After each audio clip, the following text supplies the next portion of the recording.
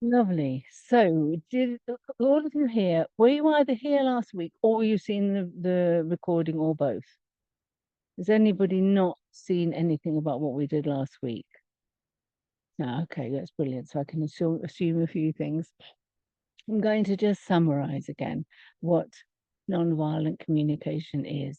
Obviously, it's not about physical violence, it's about the violence of thought, the violence of attack thoughts, of judgment, of blame, of criticism, and so on, of shaming other people or ourselves, of blaming, of making guilty, all that huge range of things that we can do to other people and to ourselves. Next week, I'm going to look up how we use it against ourselves, but this week we just continue looking at how we approach a situation where we feel upset with somebody, and we need to be able to deal with it in a constructive, loving, compassionate, empathetic way. That is tricky because if we're upset, the language of being upset with somebody tends to be attacking, doesn't it? It tends to be blaming and critical and so on, and we want the other person to be wrong. So we've already got with at the beginning, we got a bit of a challenge to work with. How can we let go of the judgment that gets in our way? I'll return to that because I want to just cover the 4 steps that we've looked at and really bring them together. And I hope that by the end of this evening, you will have your own 4 steps to dealing with something in your life where you've been upset with somebody. Let's see if we can get there. So the first step, if you are upset with someone, it doesn't mean it's their fault or your fault or anybody's fault. It's just that you're upset. And that's a very broad term. And we would need to have a look at what kind of upset it is. But to start with, we're just going to observe. And the observation has no analysis, no interpretation, no prescription. It has nothing in it except what you can see. And I know that some people last week had a little bit of difficulty with it. And I know, Helen, you had a bit of a challenge, didn't you? And I thought we might try and return to that a little bit tonight. I always want to do loads more in an hour than I can really do, but we'll give it a go. So we start with being able to say, without any side to it, anything behind it, the notice you do or said or spoke, or what you notice something. It's about noticing. You begin with noticing. And that's a gentle way to say anything. You don't say you did or you're wrong or bad or anything. You just say, I've noticed this, or yesterday I noticed that, or during our last few months together, I've been noticing. So then you follow the noticing by something that has no adjectives, nothing to qualify it in any way. It has to be absolutely pure observation. We'll come back to it, but I'm just going to summarize the 4. The second one is you say what you feel. So, and again, that needs a bit of looking at. You don't say, I feel that you should, or I feel that. As soon as you put that after I feel, you end up with what you think.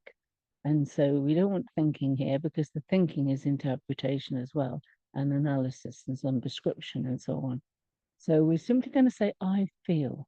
And in a minute, we'll have a look. I don't know if you'll manage to bring the lists I sent you of, feelings when your needs are met, feelings when they're not met, and needs. But, if you've got them, you have. We'll try and have a look at them.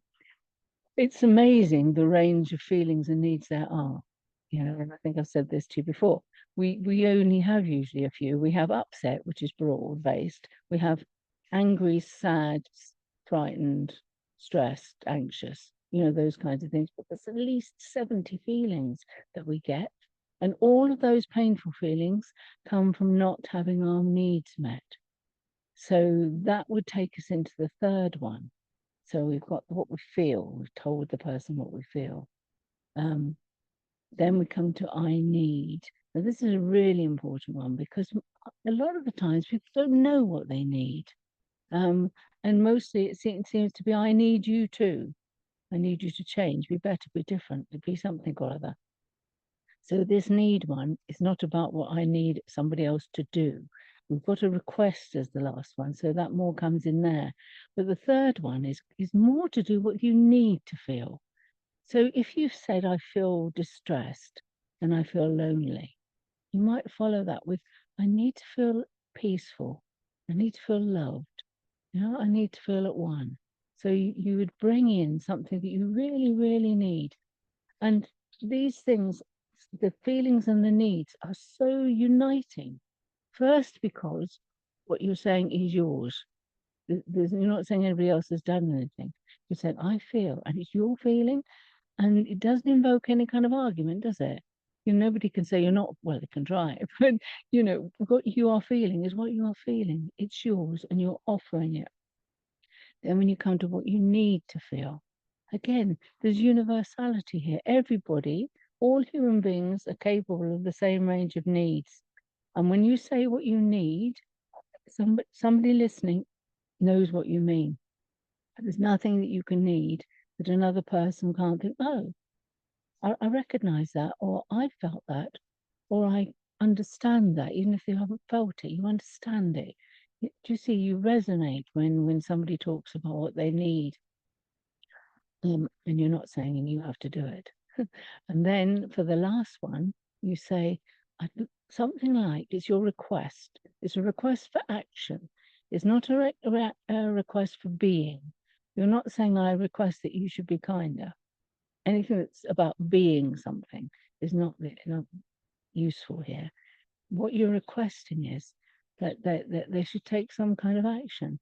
That in the morning, I would really like you to bring me a cup of tea and sit and talk to me for 5 minutes. As a simple, request that you think will help fulfill the unmet needs that you have. So that's your 4 steps. That's not the end of it, because at the end of it all, the person might say, no, I don't want to do that. It's no guarantee that they're going to agree, but you've made a wonderful start. Do you see? That's the point.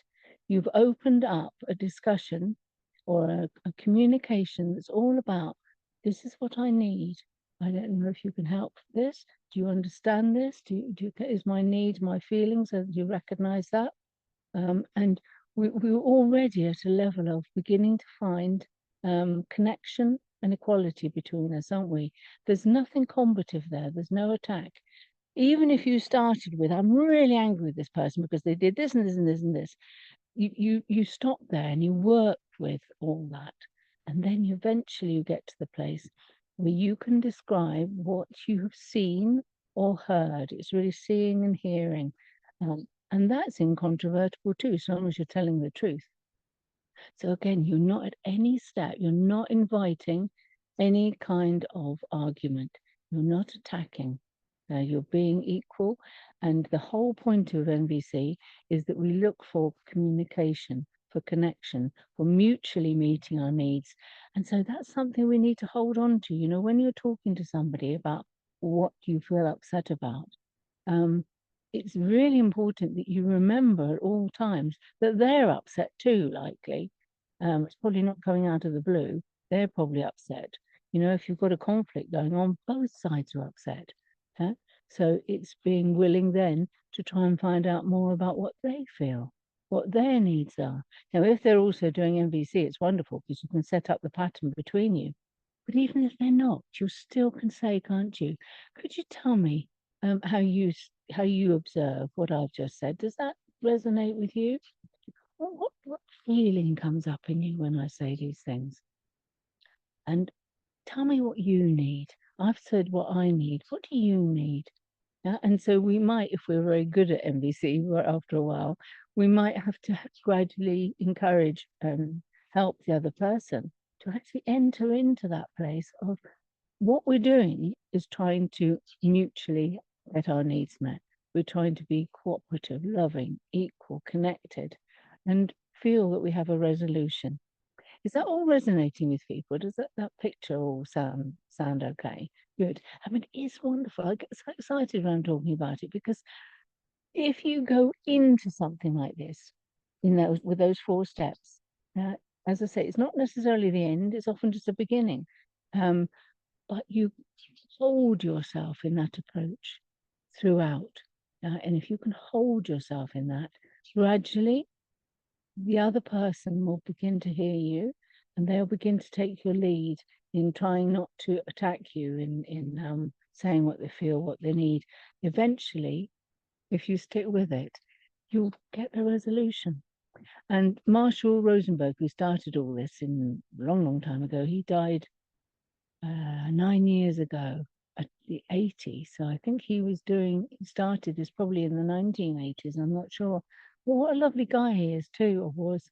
It's worth listening to his videos and so on, because he's also very amusing and funny and lovely, lovely, lovely guy.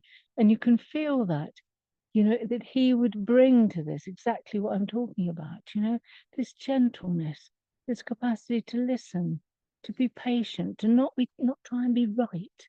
Doesn't that destroy so many things? Going into something trying to be right, trying to be with the person who gets their needs met, who's the right person. We need to equally go in, don't we, with, I need to hear you. I want to love you. I want to support you. I'll find my compassion, my kindness, my gentleness, my gratitude. So it's lovely.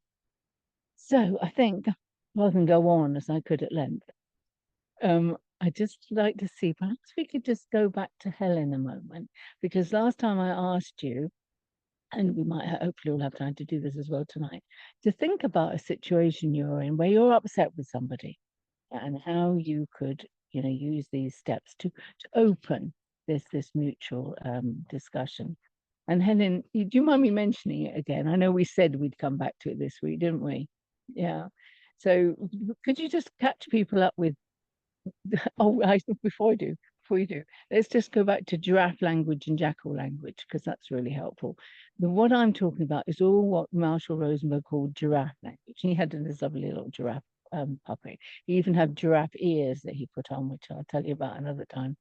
And giraffe language is the language of unity, of connection, of oneness, of love, of kindness, of needs and feelings and thoughtfulness and all that, the whole of that. And he called it giraffe language because apparently the giraffe has the biggest heart of all the animals, which is rather nice. And then the jackal language is the normal language of when people are upset. You did this and you did this and I didn't like that and you were horrible and mean and nasty and, all attacking.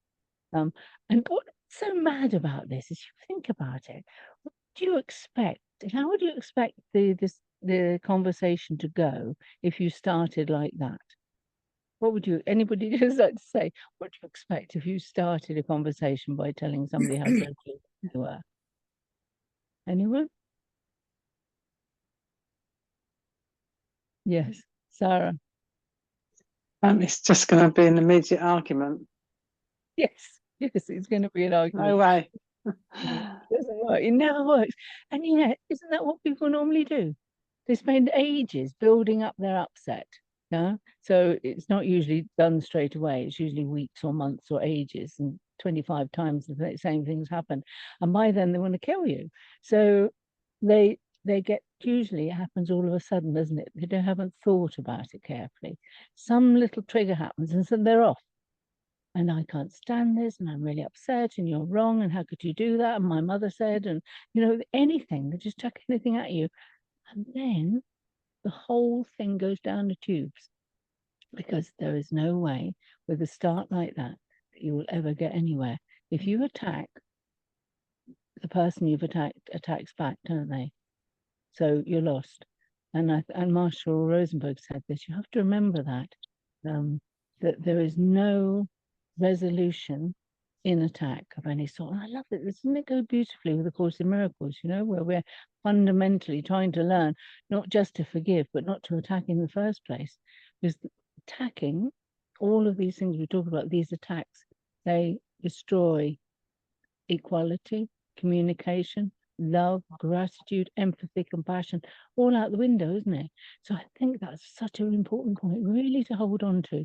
We have to work with, if we want to have harmonious relationships with other people, we have to work with our desire to judge. And it's really strong, isn't it? The ego loves it. The ego wants to attack. So we have to allow that for that as well, that it's lots of work. Anyway, so that little diversion away from Helen. So Helen, do you just want to summarize what you describe this person as doing? Yeah. So there's a family member who refuses to listen. It's really difficult because I think with any conflict, it's really important to hear what each person is saying. What I found with conflict is from each person's perspective, they're all right. Yeah. That's what I found. So this particular person just will not listen. And you asked me to think of what this person is displaying, and I went away and thought about it. And the only thing I could come up with is body language. There is really strong body language from this family member. That's a step further forward, isn't it? Yes. Yeah, that was good. Sorry, I did I interrupt you? That's all right. No, what I'm finding really difficult is, and it's not happened in other conflicts, this person just will not listen. This person, and this is a judgment, I understand this, thinks they are so right, their opinions and beliefs are the only right thing going on. So you can't even tell how you feel.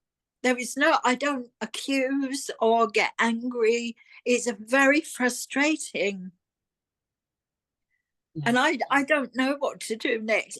What I've done now is I don't share anything with this family member. I just say, what is the point? You're not going to listen. And that's really sad. Yes, but there is a way through. There is. Right. I'm all ears. When we're talking about giraffe language and jackal language, yeah. Most of that was jackal language. That's not a judgment or a criticism, but you don't know that he won't listen. You don't know that he thinks he's right all the time, unless he said, "Helen, I need you to know I am right all the time." Has he said that to you? Not in so many words. So you're picking it up. So it makes it an evaluation. And I'm not trying to be tricky or criticize you in any way.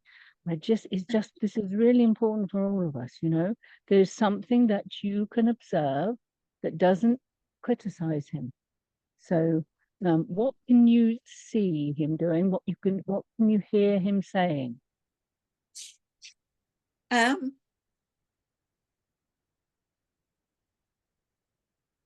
Gosh.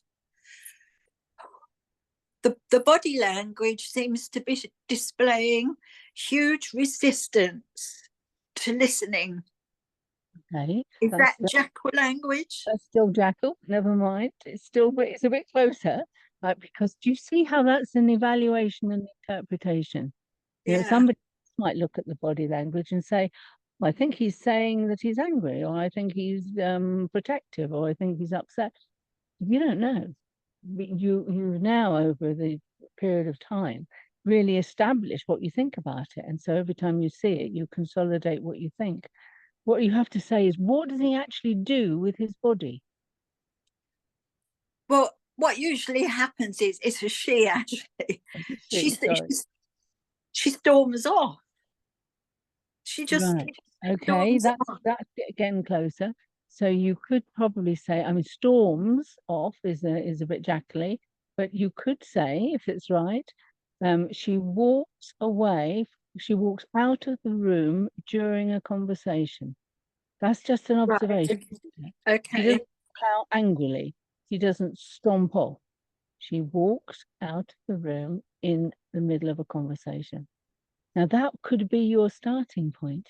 If you were to be able, I don't know if you can even talk to this person, but initially, if you think, if I'm going to have a go at talking, I could say, I just need to talk to you about something that's been a bit on my mind.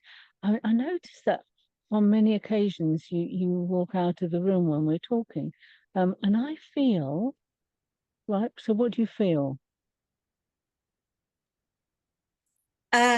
Just not heard. My need is to be heard so that we've got a discussion going on. So I feel frustrated and sad. Yeah, frustrated and sad. brilliant. You can't say I feel unheard, because you might remember from last time, there's a whole bunch of things we can say we feel that are subversive attacks. I feel abandoned is saying you abandon me. Yeah. And the person knows that. I feel frustrated and sad. That's Yeah. brilliant. That's really good. So I notice that you sometimes walk out of the room when we're talking. I feel sad and frustrated. I need to feel. What do you want to feel in her company? Heard. I'm not sure heard's a feeling either. Ah, Let's- okay. I need to feel relaxed, contented, connected, peaceful, loving, warm. I think connected is good in this instance. Yes, good, lovely. And then the last one then is, I would like to ask you to, this is your request, not to be anything. So you wouldn't say, I ask you to be kinder. That's not going to work. Again, we should watch out, haven't we, for all the sneaky little judgments that are underneath. So I'd like to ask you to, what could you ask her to do? Just be open. Stop Not it, Jacqueline. It's okay because you're being a sort of example for everybody, so it's really helpful. And open or closed is an interpretation, isn't it, or evaluation? Could you just ask her to stay in the room when you're to the end of a conversation, or is that a bit too big an ask with this person? there's no way, because I've tried some of this stuff, because I don't get angry. This is putting it together in a different way, yeah, and there's no judgment. Yeah.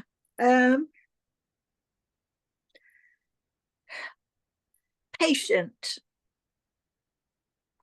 I need you to just show some is this still? Yeah, it's still a bit, because this is a big one. You can't ask somebody to be something, right? It's some action, and it could be very small, because this person sounds like it's a bit of a challenge. We're not starting with an easy one here, are we? So you want something small, something could you ask for? Please don't walk away. Don't be dismissive. No, that's still Jackal, isn't it? You recognize that with Jackal? Well Oh done. yeah. Yes. Would you say, I'd like to ask you to just stay for a couple more minutes after you feel you want to walk away. Yeah, I could. Yeah. But don't ask for anything huge. And then remember, that isn't the end. She's not going to say, "Oh, great for telling me that. I'll do exactly what you've asked for." But you've opened something up, haven't you? You've opened up a new way of approaching it. And then, whatever she says, you can say, what is it that you need? This is always a good one to go in with. When we're talking together, what do you need from me? So just use these things, the feelings, the needs, the observing, the request. You can weave them together in different ways. Yes, I like your last suggestion, because that is reaching out to her with compassion, really, isn't it? Yes, absolutely. It's so important that we don't think of this approach as being, this is the way I'm going to get my needs met. I'm going to do 1, 2, 3, 4, and everything will be sorted. It's not. It's an opening. It's a moving into something in a new way that has no judgment, that has the desire for compassion and kindness and connection and so on. It's potentially really beautiful. And in my experience, things nearly always get sorted out. People soften and open up because they're not attacked. They're treated with kindness. They're understood. There's compassion. Do you see how wonderful potentially it is? Yeah. Okay. So, thank you, Helen. I hope that will Thank be you. helpful. Thank Let us know you. how you got on. We've got one more next week, so it'd be good to hear your feedback on that. And is there anyone else you'd like to talk about something of theirs? They might need some help, or to get those 4 steps sorted, or they might have another question. Could I ask you, Frida, you might want to say something, because you told me something that I thought was really rather wonderful. And you might want to share that, you might not. Or you need to take your mute off.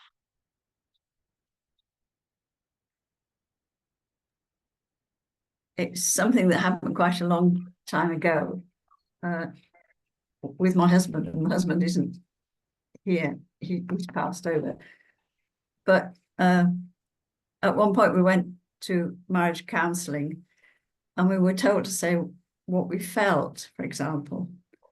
But sometimes when I said, well, I feel whatever it was, his reply would be, but I can't help your feelings. And that just absolutely, I didn't know what to do with that. And so the conversation didn't go anywhere else at all. I just felt, I can see that, I don't know what words I chose, but I can see that whatever I chose, maybe that they potentially made him feel guilty or something. But they didn't lead to him. I mean, what I really wanted was from him, I think, was reassurance, or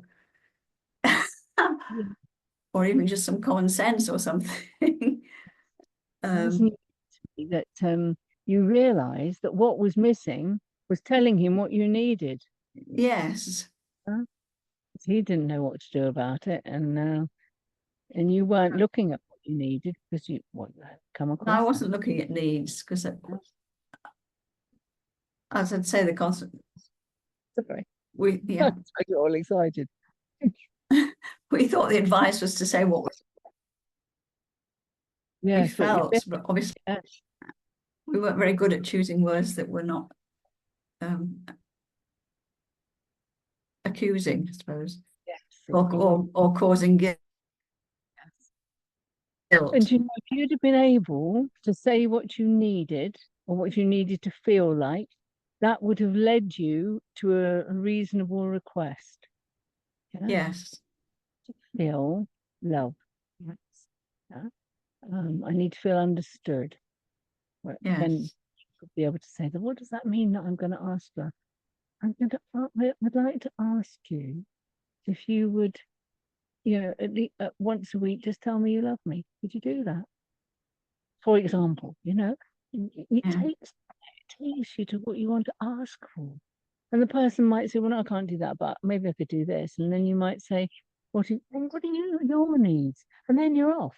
You know, when you meet at the level of talking about your needs, anything can get solved. Thank you. I know it's too late to sort that one out, but it's hopefully helpful for the future. Let's have a little look at something then that for everybody. Let's have a look at something you would like to solve. We did a bit with this last week, but I'd like to take it through the 4 steps if we possibly can. So has everybody got something they could just have a look at? It might be something that you had in the past that maybe you didn't think you dealt with as well as you could.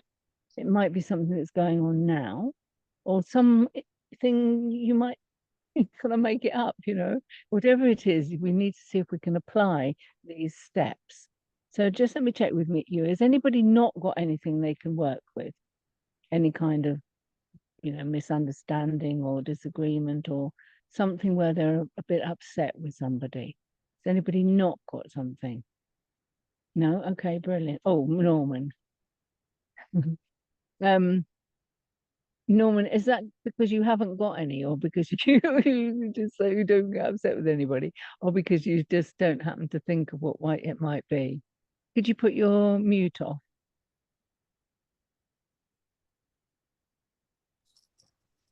Yes, certainly if I hadn't come across the Course in Miracles, I would have found all this immensely useful.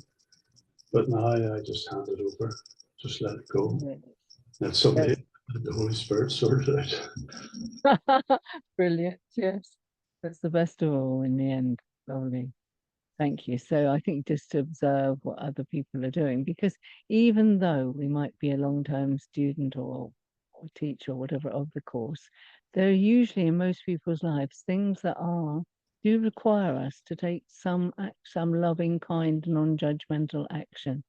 So let's have a go with what you've got. So step one then, observe what is being done that you feel upset about. And remember to leave out any judgment, shaming, blaming, criticizing, comparing or condemning or any of those things. Leave all of that out. You might separately need to deal with painful feelings. We're not going to cover that now. We're just going to go to what can you observe? And keep it as short as you can. And as I say, no adjectives.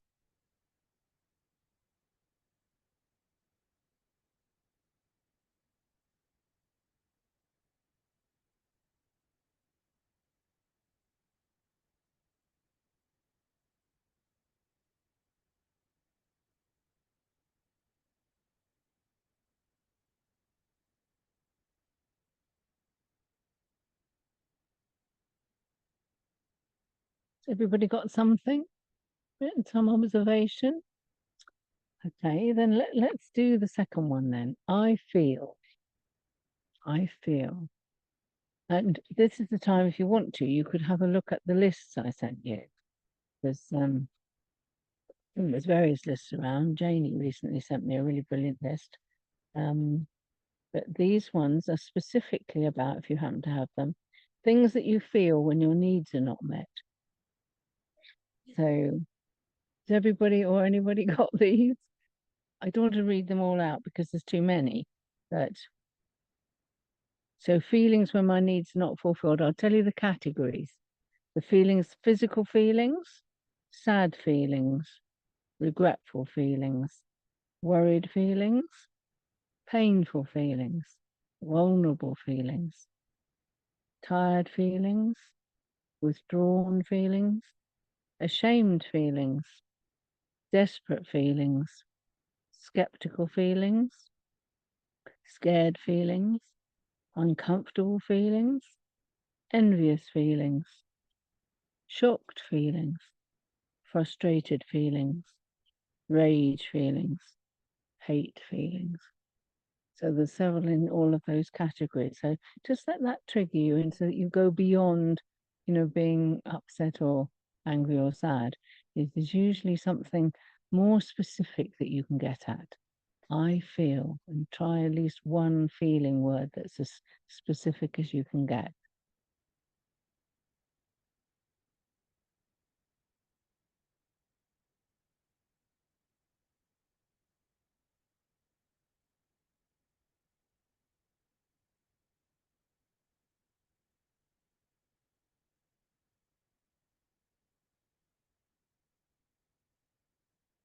So can I go on to number 3? Tell me if I can't. Okay, so number 3 then is I need. And usually in I need, it's also to do with feelings. And your request at the end is how you think you're going to get the need met. Okay, so they go together. So the needs, then, you might have a list there, are either in physical well-being, harmony and peace, autonomy, power, pleasure. So there's something in there that you need. So try and get in touch with that. So I need to feel.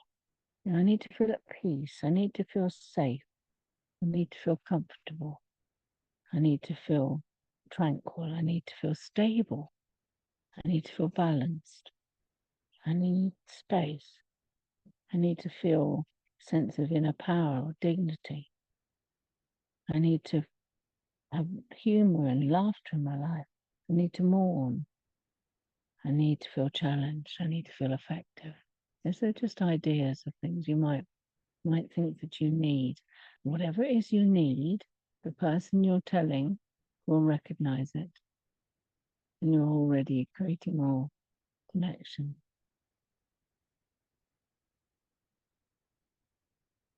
Okay. Has anybody not got their need down? Just tell me if you need more time.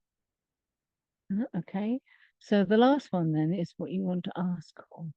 So you don't have to say I request. It sounds a bit formal, doesn't it? And I know Sarah, you didn't want to sound patronizing or anything with this.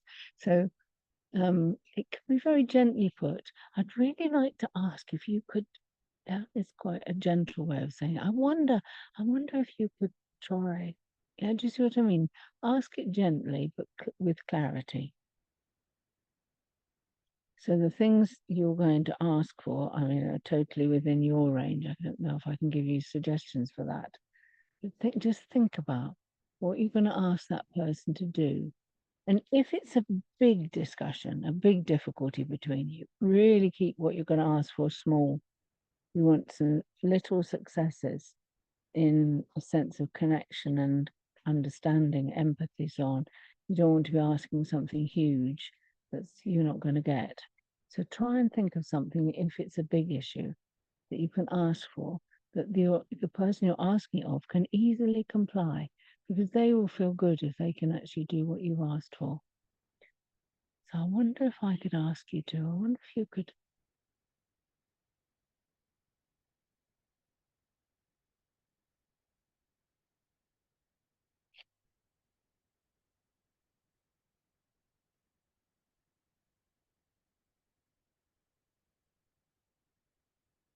Has anybody not completed what they're doing? Is it hopefully all making sense for people? Now, just out of interest, one more thing to do, because we can feel very frightened, you know, when we're dealing with something that we've left undealt with for years, or we've never thought of saying anything to this person, and the whole thing feels really scary, even though we're not attacking. Just think a moment and write it down. What's the worst thing that could happen if I did this?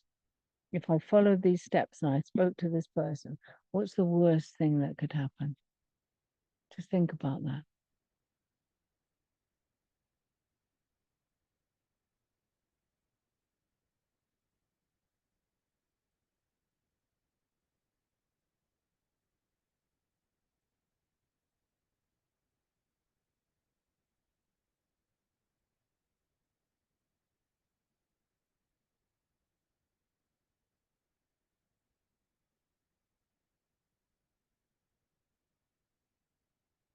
Okay. Everybody done or anybody not done? So who feels like sharing their 4 steps?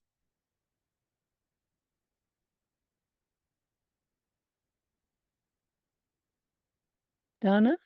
Yeah, lovely. Oh, and Sarah as well after. Dana. Hi. Shall I just explain the situation first? It's just a little overview, nothing Yeah, much. yeah. Good step. Well, I have a decorator in at the moment who's been painting the outside of the house, but it's taken nearly. I say the house. It's a big building because there are 3 apartments. It's an old house, and it's taken nearly 2 months because Michael has taken on other jobs in between. And what has happened is he has said, "Oh, I've got another job that I promised to do, and I'll be up in London for a week." And I agreed, yeah, fine, okay, reasonable. And then a week and a half, 2 weeks goes by, and there's no communication, and he doesn't tell me. So then I text, and oh yes, I'll be there on Wednesday, and then he doesn't come on Wednesday, but he comes on Friday or something, So lack of communication springs to mind. So that's an overview. So what I was seeing is a lack of communication. Is that Giraffe? That's pretty close. I think I would make the word communication more specific, because communication can be me talking to you, you talking to me, talking to the neighbors, anything. So it's So- more giving you accurate information or something that you're asking for, isn't it? Yeah. So yes, I guess I've just put he does not communicate with me. So that's not an emotion as such. That is fact. He does not communicate. Now he might say, well, I do. but the trouble is the communication that he does isn't correct. So what you might want to say is, I've noticed that the things you tell me about your times or days are not always accurate. You see how specific that is? Yeah? It's not communication in general. You're not saying, Uh-huh. well, you tell me how lovely I am, or ask me if I want to get the pictures with you. You're actually, it's very specific, isn't it? Yeah. You're telling me, you're not being complying with what you've told me. So again, that's a little bit hard, but you just find a way. You've got to be accurate. Yeah. Yeah. Yeah, it's really tough. Well, Isn't I it? find it really tough. And then the way I felt was confused at this behavior, because I feel confused as to the communication isn't there. So I feel confused. That's fantastic. Yeah, Yeah. lovely. And my needs are that I would like to have a better understanding of communication. Okay. So I think I need to have a better understanding. That makes it somehow your fault, doesn't it? I think you're saying I need to be able to rely. No, that's more of your request at the end. I need to feel confident in your word, something like that. Oh, I I need like to that. in what you say to me, or I need to be able to rely on what you say to me. Yeah. So it's Yeah. Yeah, I um, like that. That's lovely. yeah. And where are we? Yeah, I think what I put down actually is I quite like a regular communication for our mutual benefit is what I've written down. Right. Okay. So that's I think Nice. what you It's not very specific. know. No, because regular could be once a month, couldn't it? Or hourly, or you like. Um, Yeah, yeah, good. you want more than that. You want him to tell you when he's going to be there and that he is there. I haven't expressed that very well, but that's it, isn't it, really? You want him to say, when he says he's something like, I request that when you tell me you're going to come here on a specific day, that I can rely on you being there. Lovely. And I just put for the worst thing that could happen is he could refuse to comply to that and he Yeah. could walk off the job. He could walk off the job. Yes. And could you handle that? A little bit. A little bit. Because that's where we Um, have to do with this. Whatever happens, I can handle it. yeah, Because please, Dana, and for everybody, this is also about transparency. It's yeah, about being true. It's about really being there and what we really think and feel. And taking the consequences. The consequences of being transparent and being clear and telling the truth are often that people tell you, well, that's it, I'm going, I hate you, it's not all right, and you've treated me badly, and they've gone. So be it. You have to cope with that. yeah, It's more important to be true, but yeah. true kindly, lovingly, honorably, thoughtfully, with compassion. So just always know that whatever response you get to this, you can handle it. Yeah, It might because one of my questions was build going to, sorry, one of my questions was going to be what happens if you don't get your needs met? You know, even if you've tried all those lovely steps and Yes. they ain't playing ball because they're not coming from the same place as you, because a lot of people aren't, are they? Just remember, it's not ultimately about you getting your needs met. It's about both people getting their needs met. And if that can't happen, with the first attempt, well, you try again, and you Right. try it, approach it a slightly different ways. There's different way I could have said this as something that would work better. And eventually, in most circumstances, you will eventually get there. Because if you can show a person who's not listening that you care about how they feel, you care about their needs, this is your part in it, not just saying, these are my needs and this is what you have to do. You're saying, these are my needs and my feelings and so on, what I'd like to ask for. what do you need? How are you feeling? But you can't do all of that at once. You start with what you're asking for, and then move on with what do you need? What's going on for you? How can I show you my love and support and caring? So you keep going, and the more you do this, the better you get at it. There's a lovely little quote here to remember. Any evaluation of another that implies wrongness is a tragic expression of an unmet need. It decreases the likelihood of getting what we want and increases the likelihood of violence. So remember, That's if you're always huge. upset with your builder, it's because you've got an unmet need. If he's upset with you, which is, you don't know, maybe he gets upset with you, that's because he's got an unmet need. So we have to hold that, don't we, all the time? What are the needs here? What are the feelings? Where's the connection? Where's the compassion? Where's the empathy? You keep holding there and stay there all the time, and eventually you'll come through. Good. Oh, look at that. 3 minutes past. Could you believe it? I'm going to play a song for you. I usually like to do a song and a meditation, don't I? But this has got a lot of meat in it, so we can't always do everything.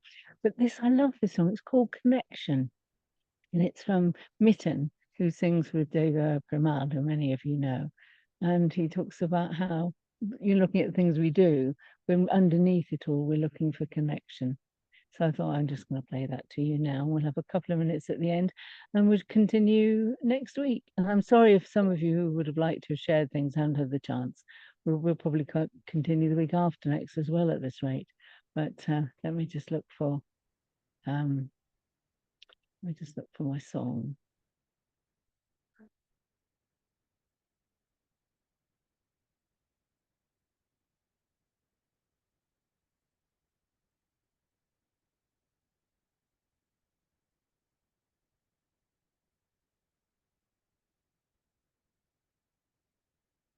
Oh, nearly there. Come on.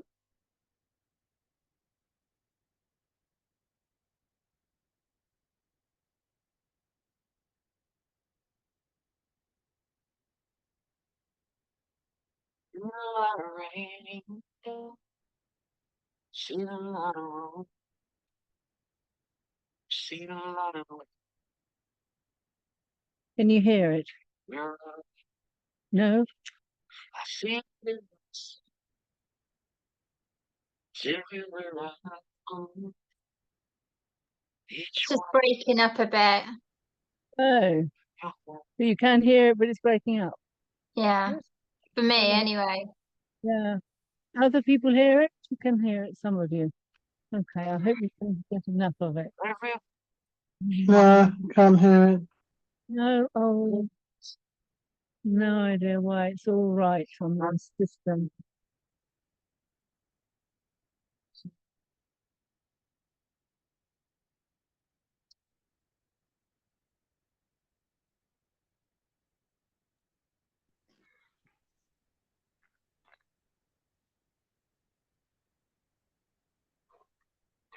Funny that it's called connection and we're not connected. It's so fun, isn't it? Yeah. And can most people not hear it? Because I'm not going to continue playing. I'm so sorry. every Scots just It's a lovely song. the jar connection of the bodies. Can you try it one more time?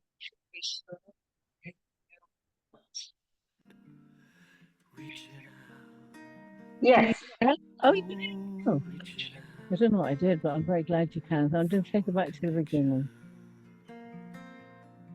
Seen a lot of rain, seen a lot of road. I've seen a lot of the world. We're on overload.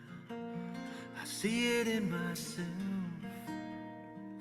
It's everywhere I go. Each one of us looking for connection. Connection.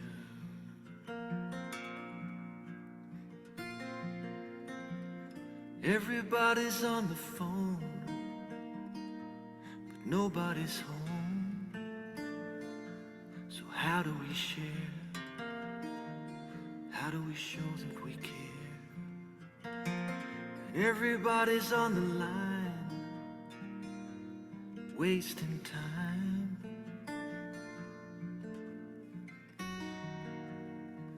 Looking for connection. Connection.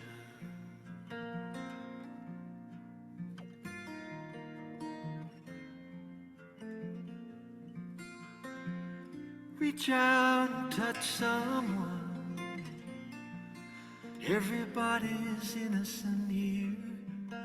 Everybody's got a song to sing. Everybody's got a private fear. Reach out and take somebody's hand.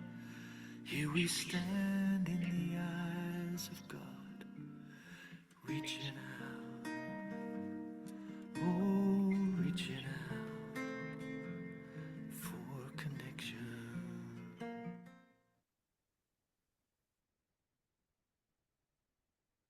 Just like to keep your eyes closed a minute or two. We only heard a little of the song in the end, but the words are so real, aren't they? Everybody's on their phone, everybody's distracted by things, when actually what everyone really wants is connection. You need to feel that connection with each other, not better or worse, not right or wrong, in duality. Feeling the oneness.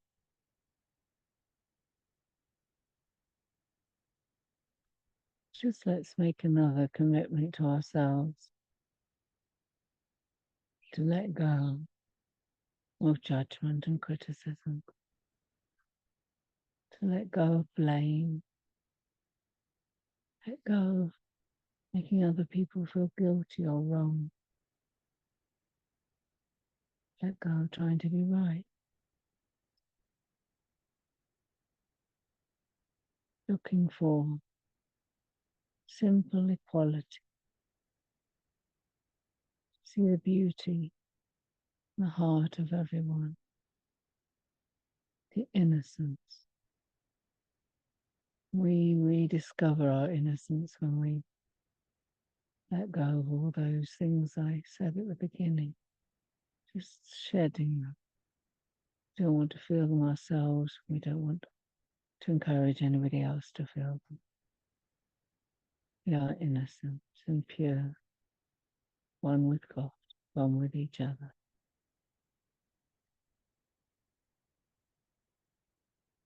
Just feel that softening in our hearts.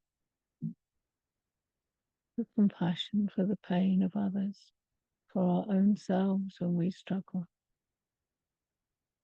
Gentleness and kindness, sweetness. Reaching out, forgiving. Moving quietly and gently through our lives, allowing things to be. Seeing the good in everything, the heart of God in everything.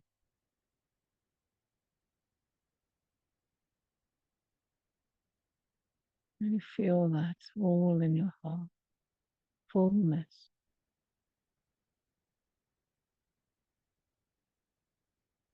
Wonder, the truth within us. All one.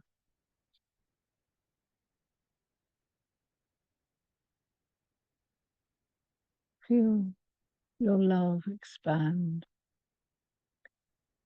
to include everyone here, everyone you know,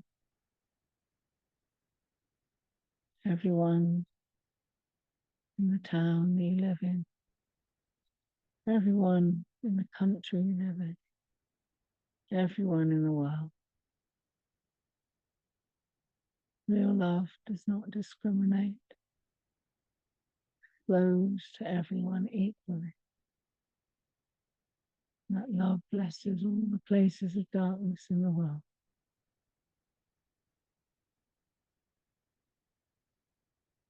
Send your love everywhere to everyone.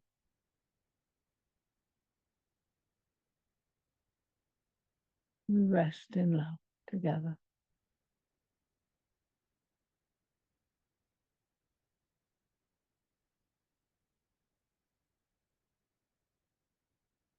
Gently coming back.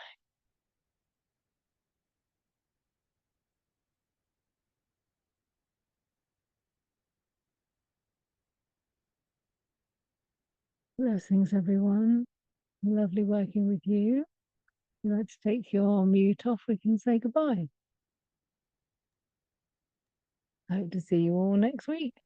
Very Bye, much. everybody. Bye. Thank Bye you. bye. Bye. Bye. Thank you. Bye bye. Thank you, Leah. Bye. Thanks, Yeah. everyone. Thank you. Bye.